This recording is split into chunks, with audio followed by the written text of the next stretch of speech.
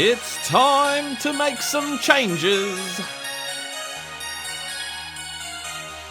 We got the D's. Let's talk about it. Here we go. Ladies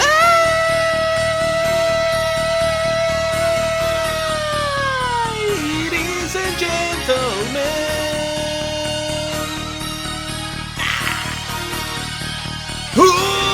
welcome to the show. I am your host, Andrew Illy. And this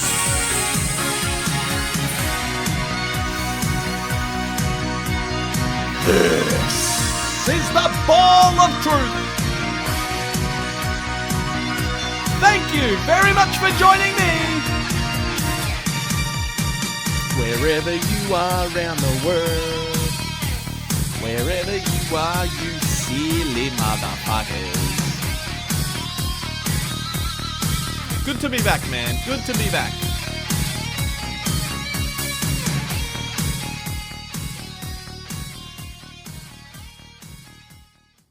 Welcome, everyone. I'm your host, Andrew Illy. This is a Ball of Truth. Usually do this on a Monday night. Couldn't do it yesterday. I'm here on a Tuesday night. It's the 24th of March, 2026. Sorry for the late upload, guys. Been having a crazy week. But, yeah, we've got the D's on Sunday, man. Now, our Blue Baggers haven't played for 12 days. And, you know, as fans, we've had time to reflect. I know I did. I chilled out a bit. I decided to watch as much footy as I possibly could on the weekend. But, yeah, some interesting results there. Sydney had their first loss. You know, Charlie Curno's still copping it. He can move interstate. He's still going to cop it from the media, man. If that's what he was scared of, staying at Carlton, I mean, Jesus Christ, that shit follows him around. Bulldogs, they upset the Crows. In Adelaide, massive win for them. They look great. The Bulldogs, man. They're always bloody good. As do the Gold Coast Suns. They look great. Saints got their first win. Wait, did I just say Saints? Or what? That's what I thought. The Saints got their first win. But they almost butchered it, man. They almost did a Carlton. The Bombers continue to be trash. Like, nothing's really changed there. Have a look at them. Trash. See the Bombers be trash, trash every weekend. Sorry, Bombers fans. No good, man. No good. Now, who else? The Eagles. They broke their drought and they beat the Roos. I didn't expect that one. I have many friends who go for Kangaroos, man. And they would have been bleeding from that one. So, you know, especially after a good round one, beating Port Adelaide. As Carlton fans, we can relate to that type of performance, so don't worry. Now, the team we face this Sunday lost. The Melbourne Demons, they got steamrolled by the Dockers in Perth. So hopefully they're tired and battered and bruised. But let's talk about this game, man. Kind of feels like round one, honestly, because of that stupid bye after opening round.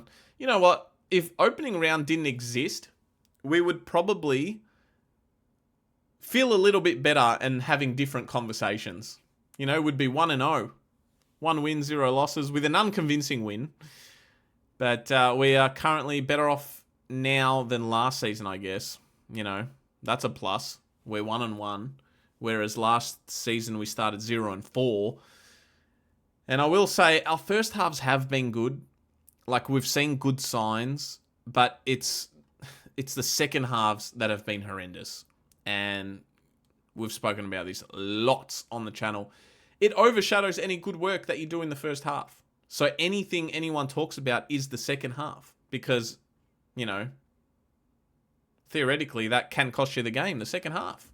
So, yeah, we want to reverse that. We want to play 4 quarters or at least 3, you know. But, you know, we just need to see improvement from the last game. And players need to stay connected. They need to be confident and be alert in these second halves. That's where it goes wrong within minutes, and it can just turn like that, which sucks. But it's also on the coaches to immediately identify some danger. You know, if an opposition player who's feeling it and he's starting to cook, put a man on him, tag him. I don't care. You know, they can't be scared to pop the tag on in the second half. Or, you know what? Drag a player that isn't affecting the game. Seriously. Don't be scared. Try anything, something, tactically, to stop the flow and momentum that always gives us stage fright. Because it's one-way traffic after that. But yeah, the next 2 weeks are fucking huge for our club. And it's huge because we will get a better understanding of what this team is really about, you know. Has anything truly changed? That's what I want to know. We got Melbourne this Sunday, followed by the Roos on Good Friday. So, look, you'd look at that usually and say 2 winnable games, but you just don't know with this team. We're still in the unknown at the moment because we barely got over the line against Richmond. And I know we have to take it 1 week at a time, and I get that. So we're going to focus on Melbourne, but this is very important, this period, for Voss. It's even more important for Graham Wright, Chris Davies, these guys, but most importantly, the playing group. I mean, they tasted a win. Let's build on it. Because if we lose one of these games, the narrative from the media will just explode. Players aren't good enough. Let's sack the coach. Coach needs to go. Cripps is washed. You know, all this shit. Blah, blah. Shut up. You know, it's going to be the same shit over and over again. I'm sick of fucking hearing it, man. My message would be to change that freaking narrative and just win. Just win. Let's go 2-1, 3-1. Then the conversation starts being a little bit different. They're in control. Melbourne, they had a similar 2025 to us last year. They had 7 wins. I think we had 9 in the end. Was it 9? Yeah, it was 9. We both struggled, and both postseason we've made a million changes. And list changes, management changes, everything. So the pressure will be on them too. They're 1-1 just like us. And this year, they've added Jack Steele, Myercheck, Jath. Is it Jath? Jath? You know, the Hawks guy, the defender down back. They lost Petrarca. May's gone. He's retired, apparently. Clayton Oliver's gone. Spargo's gone. These premiership players, they've lost a lot, man. So this game is going to be a real test, and it's going to be heated. It always is. These games always are. It's going to be an epic one. And this goes even beyond the 2023 semi-final. I mean, that was the ultimate cherry on top. But even before that, man, we had so many close games with Melbourne. And I'll never forget that stupid one. Oh my goodness, in 2022 when we were trying to make finals in that last, I think it was the second last game of the season. It was before the Collingwood one. And we're winning. And all we had to do was just hold the ball and we fucking choked. Do you guys remember that? That one hurt, man. Big time. That was before the bad Collingwood one. More trauma. I spoke about the trauma of this team. It never ends, man. But, yeah, it's going to be extremely tough, man. I can see this game going down to the wire, like literally, like they all do. But the big question is, like I said before, what is going to happen in the second half? And I'd like to think that, you know, having a couple of weeks off, that this was one of the main focuses of this group after the first 2 games, because the second halves, let's not even talk about last year. These 2 games, the second halves have been putrid. Awful. And we're lucky to have that win, man. Seriously, it could have went any way against the Tigers. But like I said, our first halves are good. They've actually showed a lot. You know, a little bit of what we saw in preseason. But then it just breaks down. And that's why these second halves, they're mental breakdowns, honestly. And a coaching as well. But last year I noticed, and look, a lot of teams do this, right? Where at halftime, they'll sit in a circle with their mids, their defenders in another circle, and their forwards in another circle. And they're all separated. But when I look at Carlton at halftime, if I'm watching on TV and this happens, The body language to me suggests that it's full time. If you looked at that, you'd think that's full time. They're just relaxing. They're way too relaxed and just sitting down, chilling, having conversations. And if I was coach, man, I would be making them stand up and moving. Keep that blood pumping, seriously, and flowing. That's just me. I know a lot of teams do this, but specifically us, because our second halves are known to be so bad and it's evident as hell. Keep them moving and keep them active. I don't know, I just don't like seeing them so like as if they've played 4 quarters. I don't like seeing it. So, I don't know, maybe change something up, man. Keep them moving at half time, Don't make it so gloomy in there. You still got another 2 quarters to play. So, yeah. That's just a little thing that I noticed last year when watching this team. The last time we played D's was round 19 last year, and we beat them at the MCG. But the story about that game was all about the young guys who performed very well. And they gave us a much-needed boost of energy and adrenaline, and they even lifted the senior guys who were down and out and miserable.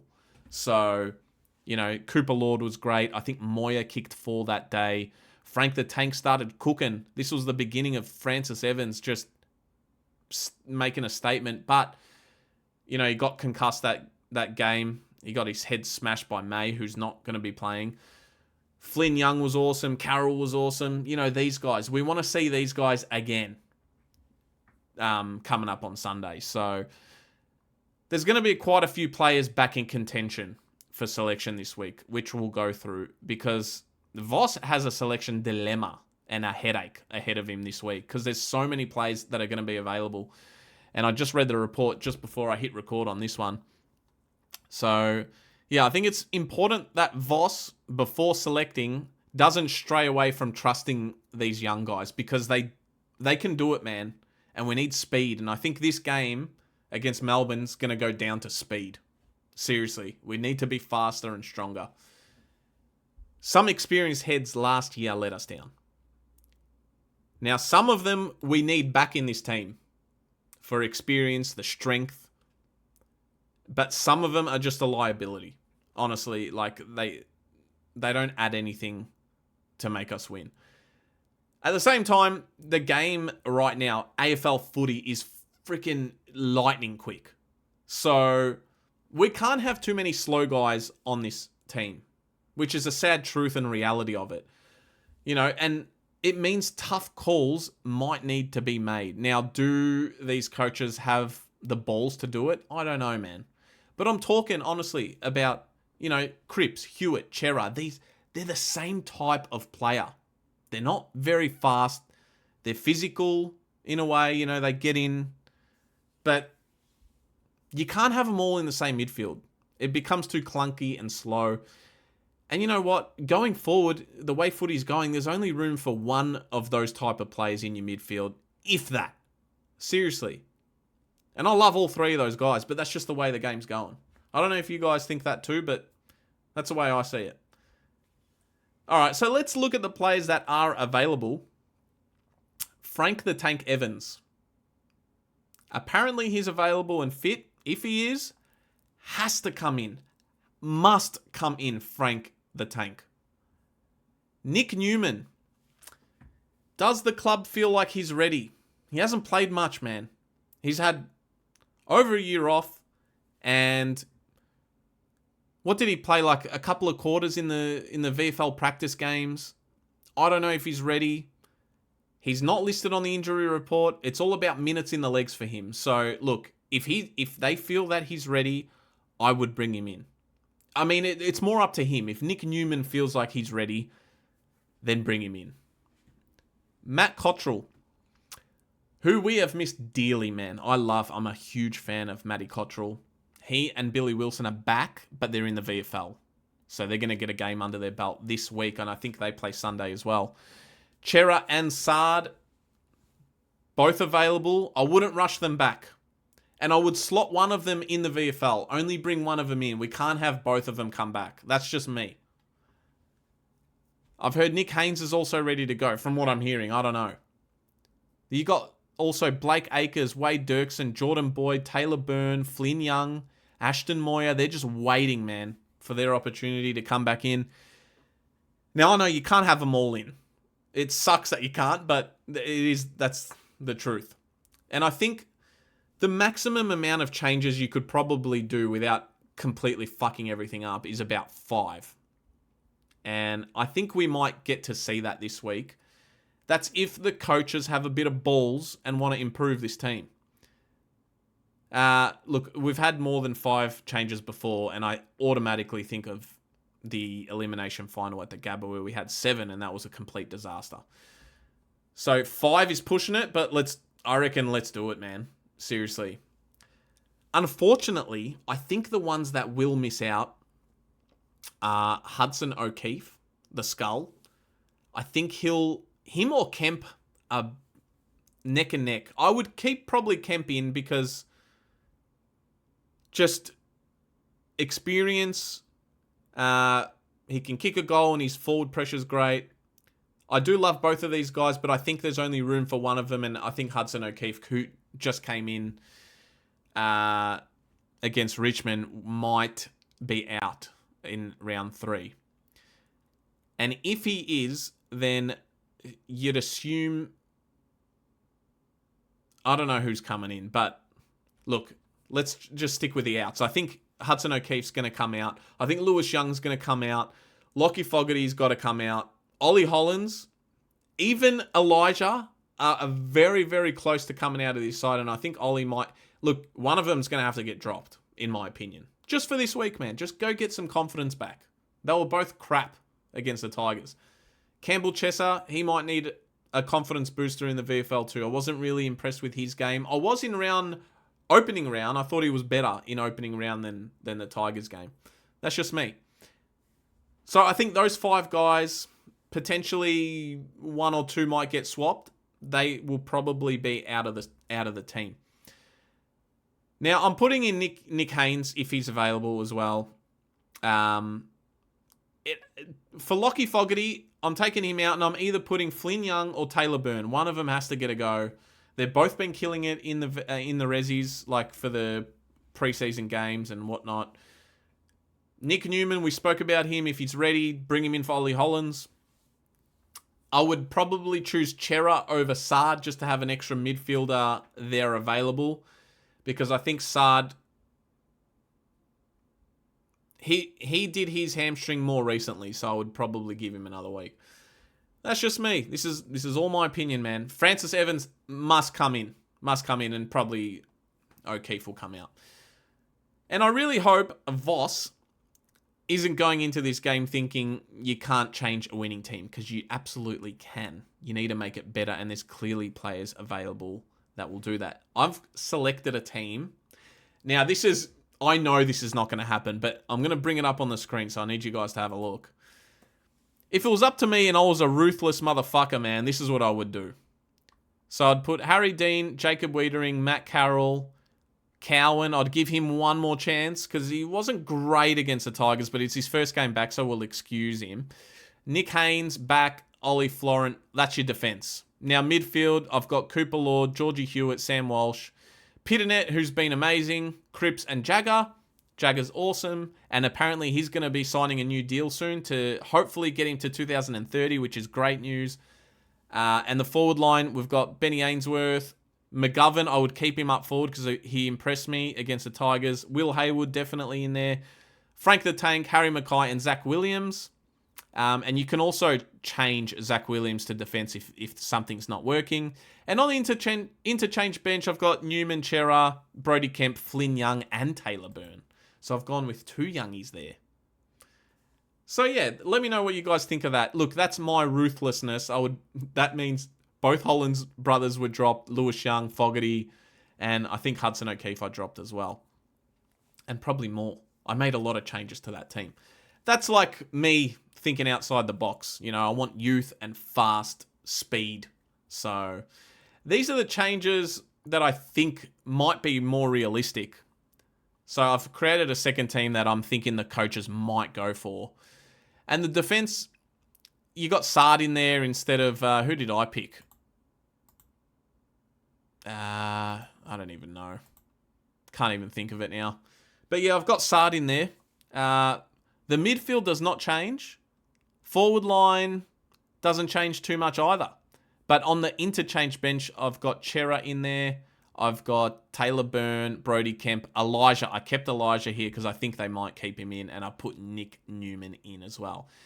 I think we're going to see something similar to that going against the D's on Sunday. But who knows, man. Look, I will be here for the team selection. I think that gets confirmed Friday. I might drop another episode. If I don't, Sunday night, I will be going live for the review and reaction straight after the game. So the game finishes at about 6 and I will be there. By the time I'm home and whatnot, look, I'm going to probably go live around 8:30 or 9. I'm going to pop it in very soon in the next couple of days, so stay tuned for that. Make sure you turn that bell on for all notifications, guys. Hit that thumbs up, subscribe as well. And yeah, man, we're gonna hit it big. But I think, oh geez, sorry guys. Yeah, look, it's too early to predict what's going to happen. My early feeling for this one is I think we're going to beat them.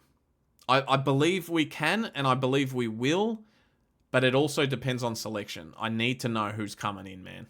Like, if he keeps the same team, honestly, and I know that's not going to happen, there's got to be changes, but if he did keep the same team, I'd be worried we'd lose. For real. So, yeah, guys. Let me know what you think in the comments. Let me know who you'd drop, who you'd bring in, and do you want to go with a youth like me? But, yeah, look, it's a good problem to have, having all these players available, which is rare for us because our injury list is usually cooked. So, yeah, let me know in the comments what you think. Guys, hit that thumbs up, subscribe, turn that bell on for all notifications. That is it for me tonight. Just a quick preview for this one. Hopefully we'll know more in the next few days once the teams get announced. And yeah, I'll be live on Sunday night for the review, so stay tuned for that. Thank you so much for supporting the channel. I love you all. Enjoy your Tuesday night, guys. Adios. Good night. And remember, subscribe, man. Ah, durka durka durka.